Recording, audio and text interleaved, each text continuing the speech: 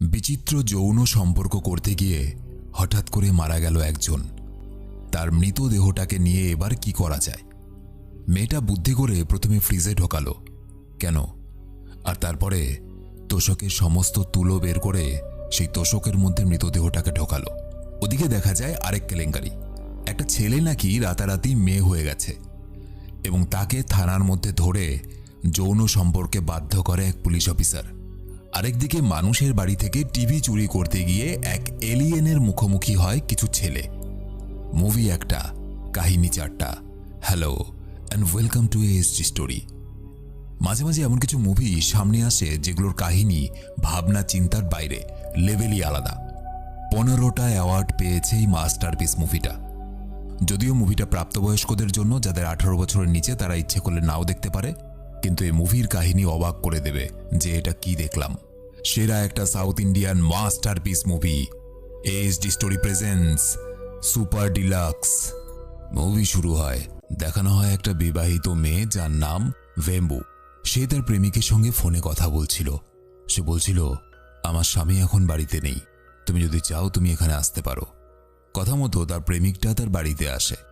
বহুদিন পর তাদের দেখা হয়েছে, দুজনে শারীরিক সম্পর্কে জড়িয়ে পড়ে। হ্যাঁ, ওই শরীর চর্চা করছিল আর কি। তো হঠাৎ ভেম্বু লক্ষ্য করে যে তার প্রেমিক কোনো কথা বলছে না। কিছুক্ষণ পর বোঝা যায় শারীরিক সম্পর্ক করতে করতে তার প্রেমিক হঠাৎ করে মারা গেছে। বোঝো ব্যাপার, এভাবেও মানুষ মরে। তো ভেম্বু ভয় পেয়ে যায়, কারণ যে কোনো মুহূর্তে তার স্বামী বাড়ি ফিরে আসবে। সে কিছুতেই বুঝে উঠতে পারে না যে মৃতদেহটা নিয়ে সে এখন কি করবে। এরপর দৃশ্য পাল্টায়। 5 জন কিশোরকে দেখানো হয়, গাজী, সুরি, মোহন, বসন্ত আর থুয়াবান। থুয়াবানের পাড়ার লোক থুয়াবানকে ভালোবেসে ছোট করে কি নামে ডাকে? থু। তো যাই হোক, তারা স্কুলে না গিয়ে আজকে একটা মহান কাজ করতে চায়। কি সেই কাজ? তারা একটা অশ্লীল মুভির সিডি কিনে আনে এবং লুকিয়ে লুকিয়ে থুয়াবানের বাড়িতে চলে আসে, কারণ তার বাড়িতে তখন কেউ ছিল না। তারা সবাই আগ্রহের সাথে, বলা ভালো বিশেষ আগ্রহের সাথে মুভিটা চালায়। কিন্তু দেখা যায় ওই অশ্লীল মুভিতে যে মহিলাটা অভিনয় করছিল সেটা আর অন্য কেউ নয়, সেটা ছিল সুরির মা। সুরি এটা দেখে স্বাভাবিকভাবেই চমকে ওঠে। তার মাকে সে এরকম একটা অশ্লীল মুভিতে দেখবে সে কখনো এটা ভাবতেও পারেনি। তার মায়ের নাম হলো লীলা।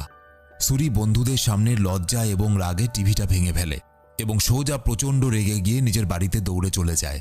সে তার মাকে হত্যা করতে চায়, কারণ সেই অপমান এবং তার মায়ের এই রূপ সে সহ্য করতে পারেনি। সে একটা স্ক্রুড্রাইভার নিয়ে পাগলের মতো তার মায়ের দিকে ছুটে যায়, কিন্তু দুর্ভাগ্যবশত হোঁচট খেয়ে নিজেই স্ক্রুড্রাইভারের ওপরে গিয়ে পড়ে, পেটে আঘাত পায় এবং অজ্ঞান হয়ে যায়। মা চিৎকার করে ওঠে এবং তাড়াতাড়ি তাকে হাসপাতালে নিয়ে যাওয়ার চেষ্টা করে। সুরি অচেতন অবস্থাতেই তার মাকে বলে ওঠে, তুমি একটা বেশ্যা। এই কথাটা শুনে তার মা এবং আশেপাশের সবাই স্তব্ধ হয়ে যায়। সুরির দুর্ঘটনার কথা সুরির বাবাকে জানানো হয়। সুরির বাবার নাম হলো অর্পুত্থম।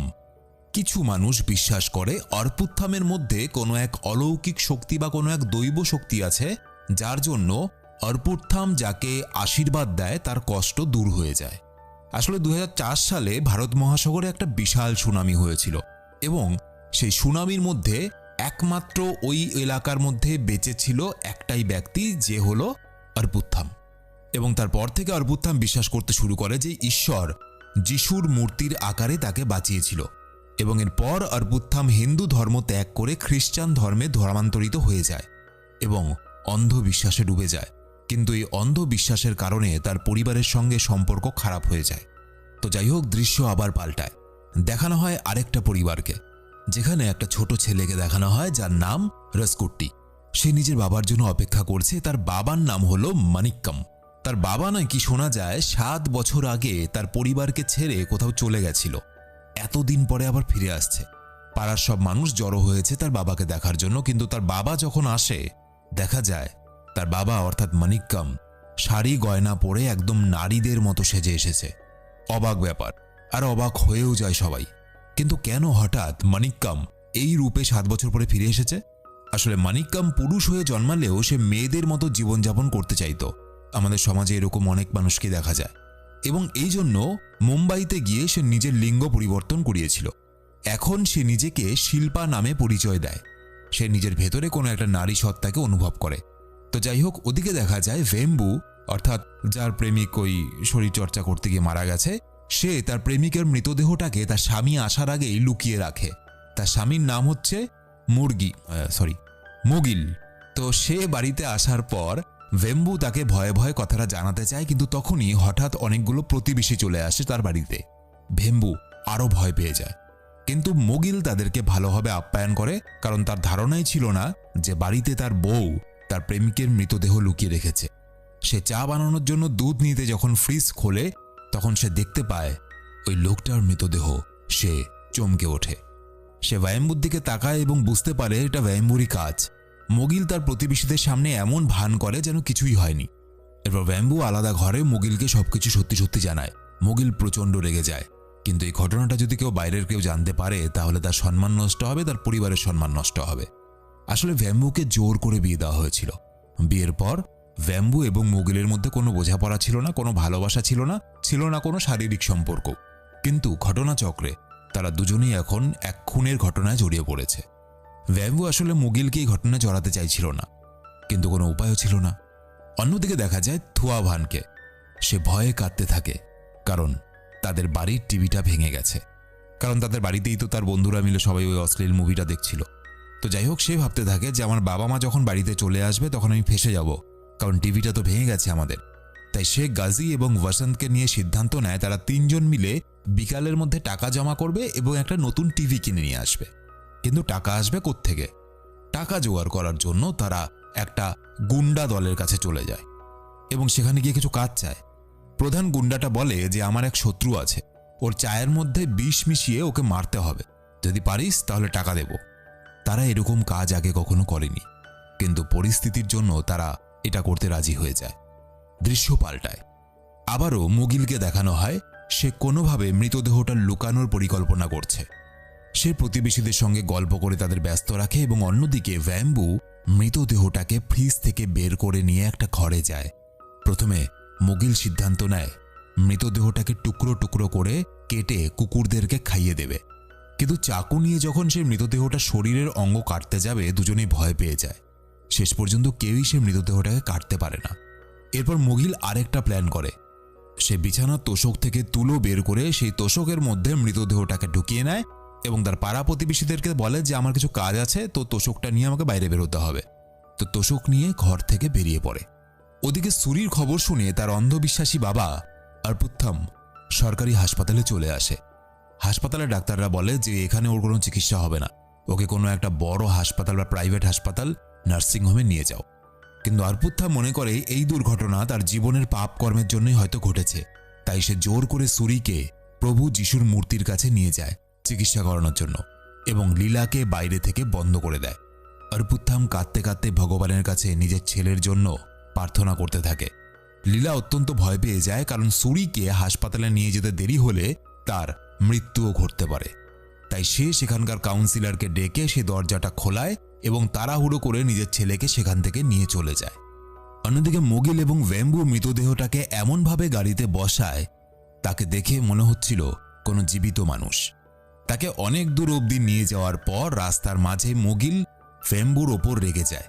ভেম্বু ক্ষমা চেয়ে বলে, দেখো পুরোটাই আমার দোষ, তুমি এর মাঝে জড়াতে যেও না। আমি জানি আমি পাপ করেছি এবং এই শাস্তিটা আমারই প্রাপ্য। এই কথা শুনে মুগিল আরও রেগে যায়। সে বলে, সমাজে সবাই আমাকে নিয়ে হাসাহাসি করবে।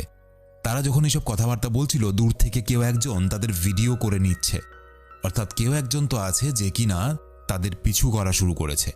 যাই হোক, তাদের ঝগড়া ঝামেলার মধ্যে অন্যদিকে দেখা যায় রাজকুট্টি তার বাবার দিকে অবাক হয়ে তাকিয়ে আছে, কারণ সে ভাবতেও পারেনি তার বাবাকে 7 বছর পর এক মহিলার পোশাকে সে দেখবে। বাড়ির সবাই মানিক্কমকে অপমান করতে শুরু করে, কিন্তু মানিক্কমের এই সব কিছুতে কিছু যাই আসছিল না। অদ্ভুতভাবেই সে আরেকটা নতুন শাড়ি পরে এবং সাজতে শুরু করে, কারণ সে আজ প্রথমবার তার ছেলে রাজকুট্টি স্কুলের বন্ধুদের সঙ্গে দেখা করতে যাবে। মানে বাচ্চা ছেলেটার প্রেস্টিজ একদম শেষ করে দেবে আর কি। মানিক্কমের বউ জ্যোতিকে অনেক দুঃখের সঙ্গে বলতে শোনা যায়, আমি জানি না একটা জীবন স্বামী ছাড়া কঠিন, নাকি তোমার মতো স্বামী পাওয়ার পর সেই জীবন আরও কঠিন। মানিক্কম তার স্ত্রীর মনে কষ্ট বুঝতে পারে, কিন্তু কিছু করার ছিল না, কারণ সে নিজেকে ভেতর থেকে একটা নারী ভাবে। সে রাজকুট্টিকে নিয়ে বাড়ি ছেড়ে বেরিয়ে পড়ে তার স্কুলের উদ্দেশ্যে। রাজকুট্টি নিজের বাবাকে বেশ পছন্দ করে ফেলে, কিন্তু তার মনের মধ্যে অনেক প্রশ্ন ঘুরতে থাকে। তার বাবা কি আসলেই পুরুষ না মহিলা? তার বাবা এতদিন কোথায় ছিল, কি করত। রাস্তা যেতে যেতে মানিক্কাম তার ছেলেকে নিজের জীবন সম্পর্কে অনেক কিছুই জানায়। সে দেখায় কি করে দোকানে দোকানে গিয়ে হাততালি দিয়ে এবং আশীর্বাদ দিয়ে সে অল্প কিছু টাকা রোজগার করত। রাজকুট্টি কিন্তু এসব দেখে খুব আনন্দ পায়। এরপর মানিক্কাম তার ছেলেকে বাথরুমে নিয়ে যায়। বাথরুমে তাকে প্যান্ট পরতে সাহায্য করছিল যখন সেখানে পুলিশ চলে আসে এবং পুলিশ এসে ভুল বুঝে ফেলে যে হয়তো এই লোকটা ওই ছেলেটার সঙ্গে কোনো অশ্লীল কার্যকলাপ করছিল। মানিক্কামকে মারতে শুরু করে পুলিশ এবং থানায় নিয়ে চলে যায়। মানিক্কাম বারবার বলছিল যে রাজকুট্টি আমার ছেলে, কিন্তু পুলিশ শুনতে নারাজ। একই সময়ে ওদিকে ওই তিনজন মানে থুয়াভান, গাজী আর বসন্ত, যারা কিনা ওই গুন্ডার কাছে কাজ চেয়েছিল এবং মানুষটাকে মারতে বেরিয়েছিল বিষ মিশিয়ে, তো তারা ওই গুন্ডাটার কথা মতো চায়ের মধ্যে বিষ মেশায় এবং তারা দূর থেকে দাঁড়িয়ে দেখে বিষ মেশানো চাটা সেই লোকটা হাতে নিয়েছে যে লোকটাকে তারা মারতে চাইছিল। তারা তিনজনই খুব খুশি হয়, কিন্তু থুয়াভান বলে এই ফালতু নোংরা কাজটা করে আমরা কত টাকাই বা পাবো। কাউকে মারাটা অনেক সহজ, কিন্তু কারো জীবন বাঁচানো অনেক বড় কাজ। থুয়াভান নিজের বুদ্ধি কাজে লাগায় এবং লোকটাকে, যাকে কিনা বিষ মেশানো চা দেওয়া হয়েছিল, তাকে সব কথা জানিয়ে দেয়। তিনজনকে ধরে আনা হয়। গুন্ডাটা সবাইকে একে একে মারতে শুরু করে। বসন্ত ভয় পেয়ে পালাতে শুরু করে এবং ভুল করে গুন্ডাদের বাড়ির টিভিটাও সে ভেঙে দেয়। বোঝো ব্যাপার, টিভির সঙ্গে আলাদাই শত্রুতা। এখন সবার মাথায় হাত পড়ে। গুন্ডা লোকটা শেষ পর্যন্ত তাদেরকে ছেড়ে দেয় শুধুমাত্র একটা শর্তে, যে আমার বাড়ির টিভি যখন ভেঙেছিস আমাকে আরেকটা নতুন টিভি এনে দিতে হবে। মানে একটা টিভি কিনতে বেরিয়েছিল, এখন দুটো টিভি কিনতে হবে। তারা সিদ্ধান্ত নেয় যে এত কম সময়ে তো টাকা জোগাড় করা সম্ভব নয়, তাই একটাই রাস্তা, চুরি করতে হবে। তারা একটা মানুষ সম্পর্কে জানতে পারে এবং তার বাড়িতে ছিল অনেক টাকা। লুকিয়ে লুকিয়ে তার বাড়িতে টাকা চুরি করতে রওনা দেয় তারা। অন্যদিকে দেখা যায় মুগিল এবং ভেম্বু গাড়িটাকে রেল লাইনের মাঝখানে দাঁড় করিয়ে দিয়েছে। মুগিলের পরিকল্পনা ছিল যে মৃতদেহটাকে গাড়ির সামনে এমন করে বসাতে হবে যাতে দেখে মনে হয় সে ট্রেনের ধাক্কায় মারা গেছে। কিন্তু ট্রেন আসতে তখনও অনেকটা সময় ছিল। এরই মাঝে দুজনের মধ্যে বিয়ের পর এই প্রথম ভালোভাবে কথা হয়। তারা দুজনে একে অপরের ব্যাপারে জানতে জানতে ট্রেনের অপেক্ষা করে। এদিকে দেখা যায় মানিক্কামের বাড়িতে ফোন করে পুলিশ এটা নিশ্চিত করে যে রাজকুট্টি কি তারই ছেলে কিনা। এরপর মানিক্কামকে তার ছেলের সঙ্গে ছেড়েও দেওয়া হয়। কিন্তু তখনই থানায় একজন পুলিশ অফিসার আসে, যার নাম বার্লিন। বার্লিন মানিক্কামকে যেতে মানা করে এবং মানিক্কামকে হেনস্থা করতে শুরু করে এবং বলে আমার শরীরের খিদে মিটিয়ে দে। সে মানিক্কামকে দেখে ভেবেছিল হয়তো মানিক্কাম কোনো মহিলা। বার্লিন রাজকুট্টিকে অন্য জায়গায় পাঠিয়ে দেয়। মানিক্কাম খুব ভয় পেয়ে যায়। সে বারবার মানা করতে শুরু করে, কিন্তু বার্লিন কোনো কথা শোনে না। সে একটা ঘরে নিয়ে জোর করে মানিক্কামের থেকে শারীরিক সুখ নিতে শুরু করে। পুরুষে পুরুষে তলোয়ার যুদ্ধ। তো যাই হোক, এই বিচিত্র শরীর চর্চার পর মানসিকভাবে ভেঙে পড়ে মানিক্কাম এবং রাজকুট্টিকে নিয়ে সে যখন ফিরে আসে, মানিক্কাম কাঁদতে কাঁদতে তাকে জিজ্ঞেস করে, বাবা তোমায় পুলিশে মেরেছে? হ্যাঁ, আসলেই পুলিশে মেরেছে ওকে। মানিক্কাম কোনো উত্তর না দিয়ে রাজকুট্টিকে নিয়ে তার স্কুলের দিকে রওনা দেয়। অন্যদিকে দেখা যায় ভেম্বুকে কেউ একজন ফোন করে জিজ্ঞেস করছে। মানুষে মনে করে যে সে হত্যা করে আরামেই পার পেয়ে যাবে, কিন্তু সত্যিই কি মানুষ পার পায়? দুজনেই এই কথা শুনে চমকে ওঠে। এরপর লোকটা তাদের গাড়িটাকে রেল লাইন থেকে সরিয়ে অন্য একটা জায়গায় দেখা করতে বলে। এই মুহূর্তে ওদের দুজনের কাছে আর কিছুই করার ছিল না। তারা সেই কথা মতো ওই জায়গায় দেখা করতে চলে আসে। দেখা যায় এই লোকটা আর কেউ নয়, লোকটা হলো বার্লিন, মানে যে একটু আগে মানিক্কামের সঙ্গে। তো যাই হোক, ভেম্বু আর মুগলি প্রচণ্ড ভয় পেয়ে যায়। তাদের সাথে কি হবে? এই সময় দেখা যায় সুরিকে তার মা লীলা বেসরকারি একটা হাসপাতালে নিয়ে গেছে, কিন্তু লীলার কাছে টাকা কম পড়ে যায়। ডাক্তারদের কাছে হাত জোর করে অনুরোধ করে, কিন্তু তাতেও কোনো লাভ হয় না। তখনই অর্পুত্থাম আসে এবং এসে লীলাকে আবার ধর্মের জ্ঞান দিতে শুরু করে। একটা মানুষ কত সহ্য করবে? লীলা প্রচণ্ড রেগে যায় এবং তার স্বামীকে এক থাপ্পড় মেরে দেয় আর বলে, এটাকে জ্ঞান দেওয়ার সময়? কিছু পয়সার জোগাড় করে আনো। ছেলেটা মারা যাচ্ছে আর তুমি ধর্মের জ্ঞান দিতে বসেছ। একজন ডাক্তার বিনা পয়সা চিকিৎসা করতে রাজি হয়ে যায়, কিন্তু চিকিৎসা করতে যে ওষুধপত্র লাগবে সেটার টাকাটা তো দিতে হবে। দৃশ্য পাল্টায়। রাজকুট্টি নিজের বাবা মানিক্কামকে নিয়ে স্কুলে পৌঁছায় এবং নিজের বন্ধুদেরকে ডাকতে চলে যায়। এই সময় স্কুলের পাহারাদার এবং একজন লোক মানিক্কামকে দেখে খুবই বিরক্ত হয় এবং অপমান করতে শুরু করে। মানিক্কাম দুঃখ পেয়ে সেখানেই মুম্বাই ফেরার টিকিট কেটে নেয়। সে ঠিক করে এই জায়গায় আর থাকবো না। এমন সময় রাজকুট্টি এবং তার বন্ধুরা দূর থেকে মানিক্যমকে দেখে নেয় এবং রাজকুট্টির বন্ধুরাও মানিক্যমের ওপর হাসাহাসি করতে শুরু করে অপমান করা। রাজকুট্টি রেগে গিয়ে নিজের বন্ধুদের সঙ্গে মারামারি শুরু করে। ঠিক তখনই মানিক্যম দৌড়ে এসে তাদের থামিয়ে দেয় এবং রাজকুট্টিকে নিয়ে বাড়ি আসতে শুরু করে। মানিক্যম নিজের ছেলেকে বুঝিয়ে বলে, তুমি সমাজের মানুষের মতোই থাকবে, নইলে এই সমাজ তোমায় সম্মান করবে না। বড় হয়ে ভালো চাকরি করবে, মানুষের সাহায্য করবে, আমার মতো হয়েও না। এসব কথা বলতে বলতে সে হঠাৎ করে দেখে রাজকুট্টি নেই, হারিয়ে গেছে। মানিক্যম ভয়ে ভয়ে তাকে চারদিকে খুঁজতে শুরু করে। শেষে আবার সে থানায় পৌঁছায় এবং কাঁদতে কাঁদতে বার্লিনের কাছে সাহায্য চায়। কিন্তু বার্লিন ছিল স্বভাবে একজন যৌন পিশাচ। সে মানিক্যমের সঙ্গে আবার নির্যাতন করতে শুরু করে শারীরিক চাহিদা মেটানো। মানিক্যম আর সহ্য করতে পারে না, বার্লিনকে এক লাথি মেরে দূরে ফেলে দেয় এবং তাকে অভিশাপ দিয়ে সেখান থেকে বেরিয়ে পড়ে। এবার সে কি করবে? দৃশ্য আবার পাল্টায়। ভেম্বু আর মুগিলকে দেখানো হয় বার্লিন তাদেরকে একটা কারখানায় নিয়ে গেছে। ভেম্বু সব সত্যি ঘটনা তাকে জানিয়ে দেয় এবং বলে মুগিলের কোনো দোষ নেই, যা শাস্তি তার আমার পাওয়া উচিত শুধু। বার্লিন এখানেও তার উদ্দেশ্য একই রকম রাখে যেরকম সে মানিক্যমের সঙ্গে রেখেছিল। সে বলে, তুমি যদি আমাকে যৌন সুখ দাও, আমি তোমাদের দুজনকে বাঁচিয়ে দেব আর ওই মৃতদেহটাকে লুকিয়ে রাখব। ভেম্বু কাঁদতে শুরু করে, কিন্তু তাও তাকে বারবার বার্লিন অপমান করতে থাকে। মোগলিও ভেম্বুকে বোঝানোর চেষ্টা করে যে আমরা ফেঁসে গেছি আর আমাদের কাছে আর কোনো উপায় নেই এই পুলিশ অফিসারটার যৌন খিদা মেটানো ছাড়া। ভেম্বু তখন কাঁদতে কাঁদতে বলে, আমি ওই ছেলেটাকে ভালোবাসতাম, তাই ওর সঙ্গে শারীরিক সম্পর্কে জড়িয়েছিলাম, কিন্তু তাই বলে এই নয় যে আমি সবার সাথে শারীরিক সম্পর্ক করতে ইচ্ছুক। মোগিল চিন্তায় পড়ে যায়, কি করে তার স্ত্রীকে বাঁচাবে, কারণ কোথাও সাহায্যও চাইতে পারবে না। অন্যদিকে অর্পুত্থামকে দেখা যায় সে ছুটে গিয়ে নিজের প্রার্থনাস্থলে এসে প্রভু যিশুর মূর্তির সামনে আবার সাহায্য চাইতে শুরু করে। তার কাছে সুরিকে চিকিৎসা করানোর জন্য একটা টাকাও ছিল না। সে মূর্তি দেখে প্রার্থনা শুরু তো করে, কিন্তু তখন তার বিবেকে অনেকগুলো প্রশ্ন এবং ভাবনা মনের মধ্যে উঠে আসছে। অর্পুত্থাম নিজের মনে মনেই বারবার বলতে থাকে, আমি একটা পাথরের মূর্তির সামনে এরকম করে কেন বারবার করে প্রার্থনা করছি। আসলে ঠিক একদিন আগে অর্পুত্থামের সঙ্গে মানিক্যমের দেখা হয়েছিল। মানিক্যম সেই সময় নিজের ছেলেকে খুঁজতে সব জায়গায় সাহায্য চাইছিল। ঠিক তখনই অর্পুত্থামকে সে জানায়, আমি মুম্বাইতে থাকতে একটা পাপ করেছিলাম, এখন হয়তো সেই পাপেরই ফল পাচ্ছি। আমি টাকার জন্য অনাথ বাচ্চাদেরকে চুরি করে বিক্রি করে দিতাম। হ্যাঁ, মানিক্যম অনাথ বাচ্চাদেরকে চুরি করে বিক্রি করত। একদিন রাস্তার মধ্যে আমি দেখতে পাই যে বাচ্চাগুলোকে আমি সুস্থ অবস্থায় বিক্রি করেছিলাম, তাদের হাত কেটে চোখ বের করে রাস্তায় ভিক্ষে চাওয়ানো হচ্ছে, এবং এটা দেখে আমি প্রচণ্ড ভেঙে পড়েছিলাম। আমার জন্য বাচ্চাগুলোর এত খারাপ অবস্থা। আমার ছেলেটাও হারিয়ে গেছে, হয়তো তার সাথেও একই জিনিস হবে।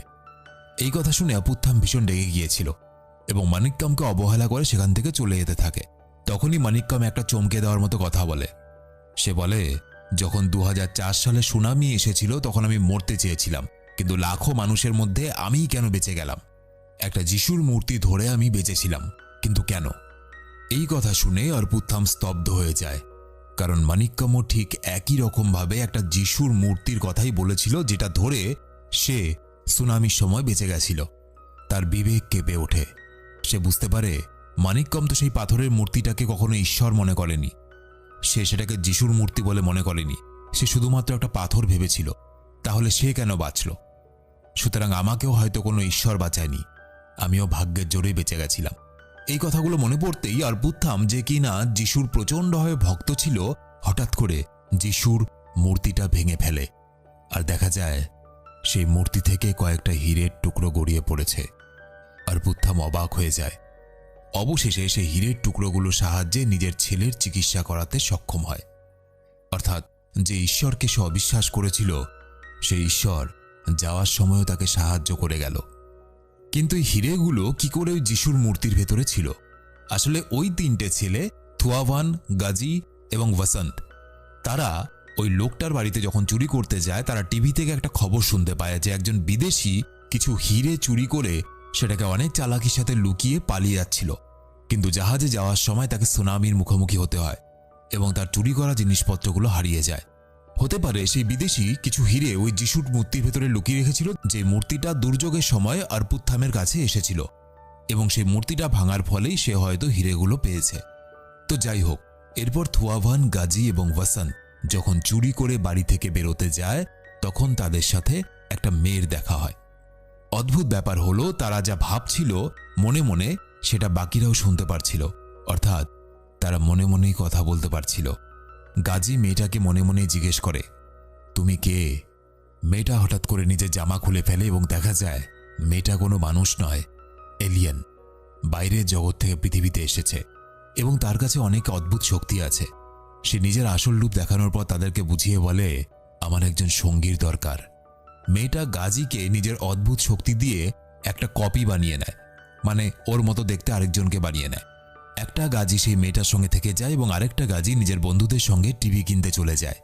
এলিয়েন মেয়েটা এবং তার বানানো গাজী একে অপরের সঙ্গে ভালো সময় কাটাতে শুরু করে এবং বন্ধুত্ব হয়ে যায়। অন্যদিকে 3 বন্ধু মিলে একটা টিভি জোগাড় করে এবং গুন্ডা লোকটাকে বলে, আমরা কালকে আপনাকে এর থেকেও বড় টিভি এনে দেব। এরপর তারা নিজেদের বাড়িতে নতুন টিভিটা লাগিয়ে দেয় এবং পুরানো টিভিটা একটা কারখানার মতো জায়গায় ছুঁড়ে ফেলে দেয়। এই প্রথমবার তাদের জীবনে একই দিনের মধ্যে এত সব কিছু ঘটেছিল।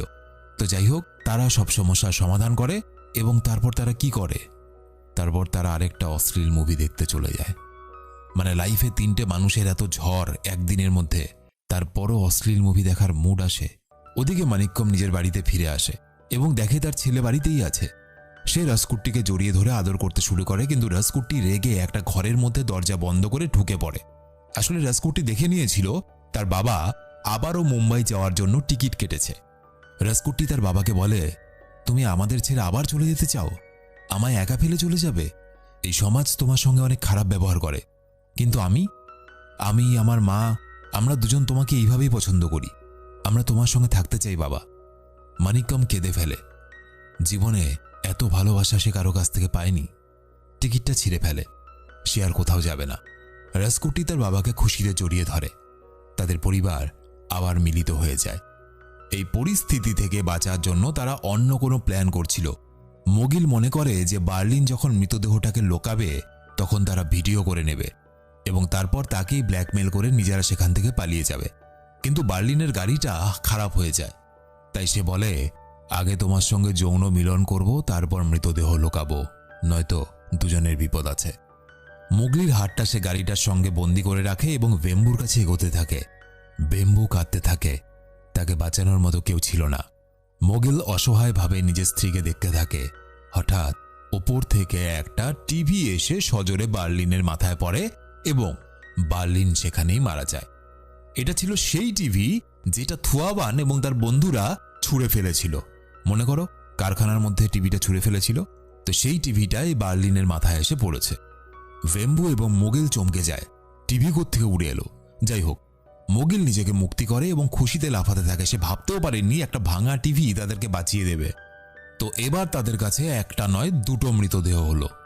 একটা ওই প্রেমিকের মৃতদেহ যে শরীর চর্চা করতে গিয়ে মারা গেছে, আর একটা হলো এই পিশাচের মৃতদেহ। 2টো মৃতদেহকে গাড়ির মধ্যে বসিয়ে দেয় যাতে পুলিশ এসে মৃত্যুর কারণ খুঁজতে গিয়ে সময় নষ্ট করে এবং শেষ পর্যন্ত তারা নিজের বাড়ি ফিরতে শুরু করে। এতদিন পর তারা স্বামী স্ত্রী একে অপরকে বুঝতে শিখেছে এবং একে অপরকে ভালোবাসতেও শিখেছে। অন্যদিকে দেখা যায় সুরির চিকিৎসা সফল হয়ে যায়। অর্পুত্থাম এখনও হতভম্ব হয়েছিল, কারণ সে ঈশ্বরের কাছে প্রার্থনা করে সাহায্য পায়নি। কিন্তু সে যখন খারাপ কথা বলল তখন ঈশ্বরের মূর্তি থেকে হিরে বেরিয়ে এলো। তার মানে কি? ঈশ্বর কি সত্যিই আছে? লীলা তাকে জিজ্ঞেস করে, তুমি যদি যিশুর মূর্তির বদলে একটা টেডি বিয়ার ধরে বেঁচে যেতে, তাহলেও কি ঈশ্বরের প্রতি তোমার একই রকম বিশ্বাস থাকতো? প্রশ্নটা শুনে অর্পুত্থাম গভীরভাবে নিজের অন্ধবিশ্বাসের ব্যাপারে ভেবে দেখে। এরপর লীলা নিজের ছেলে সুরির সঙ্গে দেখা করতে চায়, কিন্তু সুরি তার মাকে ঘেন্না করে, কারণ সে তার মাকে অশ্লীল মুভিতে অভিনয় করতে দেখেছে। তার মা তখন সুরিকে বুঝিয়ে বলে, তুমি তো জানো সুরি, এই ধরনের মুভি হাজার হাজার মানুষ দেখে, লাখ লাখ মানুষ দেখে। তো লাখ লাখ মানুষ যখন দেখে, কাউকে না কাউকে তো অভিনয় করতেই হবে। যদি মানুষ দেখে কোনো পাপ না করে থাকে, তাহলে এইসব মুভিতে যারা অভিনয় করে তাদেরকে খারাপ কেন ভাবা হয়? আমি কিছু মুভিতে দেবীর অভিনয়ও করেছি। কিছু মানুষ যেমন আমাকে দেবী রূপে দেখেছে, আবার কিছু মানুষ আমাকে বেশ্যা রূপেও দেখেছে। কাকে কিভাবে দেখবে এটা শুধুমাত্র তোমার মানসিকতার উপর নির্ভর করে। আমি শুধুমাত্র লীলা, তোমার মা এবং একজনের স্ত্রী। ওসব মুভিতে অভিনয় করাটা আমার পেশা, ওটা আমার স্বভাব নয়। সুরি নিজের মনকে শান্ত করে এবং নিজের মাকে মেনে নেয়। সে যেই কাজটাকে খারাপ চোখে দেখে তার মা সেই কাজটাকে সম্মান দেয় এবং এইভাবেই এই মুভিটা শেষ হয়ে যায়। এই মুভিটা দেখায় মানুষের জীবন, মানুষের কাজকর্ম, মানুষের সঠিক এবং ভুল সিদ্ধান্ত একে অপরের সঙ্গে কিভাবে জড়িয়ে থাকে। রাজকুটি এবং মানিক্যমের বাবা ছেলের সম্পর্ক, অর্পুত্থামের বিশ্বাস এবং অন্ধবিশ্বাস, মানিক্যমের কষ্ট, এই সব কিছু যেন একটা সংযোগ তৈরি করে। খুব ভালো করে লক্ষ্য করলে দেখা যাবে প্রত্যেকে কিন্তু প্রত্যেকের জীবনে কিছু না কিছু প্রভাব ফেলে। একজন মানুষের করা একটা কাজ অন্য মানুষের জীবন বদলাতে পারে। ঠিক যেভাবে 3 বন্ধুর পুরনো টিভি ফেলে দেওয়ার সিদ্ধান্ত ভম্বুকে ধর্ষণ হওয়া থেকে রক্ষা করেছে। আমরা মানুষ এই পৃথিবীর মধ্যে সবথেকে উন্নত জাতি। আমাদের করা বিভিন্ন কাজ আমাদের আশেপাশের বিভিন্ন মানুষকে কোনো না কোনোভাবে প্রভাবিত করে। যেমন মনে করো, আজকে যদি আমি একটা কলা খেয়ে সেই কলার চোচাটা ফেলে দিই, সেখানে কারোর পা পিছলে সে পড়তে পারে, পা পিছলে পড়ে গিয়ে তার হাড়গোড় ভাঙতে পারে, সে মানুষটা হাসপাতালে ভর্তি হতে পারে, তার পরিবারের আর্থিক অবস্থা ভেঙে পড়তে পারে। একই রকমভাবে আজকে আমি যদি কোনো একটা অসহায় মানুষকে কিছু পয়সা দিয়ে কিছু খাবার দিয়ে সাহায্য করি, সেই মানুষটার মনে মানুষ জাতির প্রতি ভালোবাসা জন্মাবে এবং সেই মানুষটা হয়তো কাউকে সাহায্য করবে। এইভাবে আমাদের করা খারাপ কাজগুলোর দ্বারা আমরা খারাপই ছড়াই এবং আমাদের করা ভালো কাজের দ্বারা আমরা মানুষের প্রতি ভালো কোনো মেসেজ দিই এবং ভালো কিছুই ছড়াই। আশেপাশে মানুষকে সাহায্য করো, আশেপাশে মানুষকে ভালোবাসো। আর হ্যাঁ, আশেপাশে মানুষ বলতে কিন্তু শুধু মেয়ে না। তো যাই হোক, এই ছিল আজকের ভিডিও কেমন লাগলো অবশ্যই কমেন্টে লিখে জানাবে। আর তোমরা আমার সাথে সরাসরি কথা বলতে পারো ফেসবুক, ইনস্টাগ্রামের লিঙ্ক এই ভিডিওর নিচের ডেসক্রিপশনে দেওয়া আছে। না, বাকি সব কিছু ঠিকই আছে, কিন্তু শরীর চর্চা করতে করতে মারা গেল। বড়ই দুর্বল মানুষ। তো দেখা হচ্ছে পরের ভিডিওতে। ততদিন দুধ টুধ খাও, নিজেকে শক্তিশালী করো, নয়তো দেখতেই পেলে।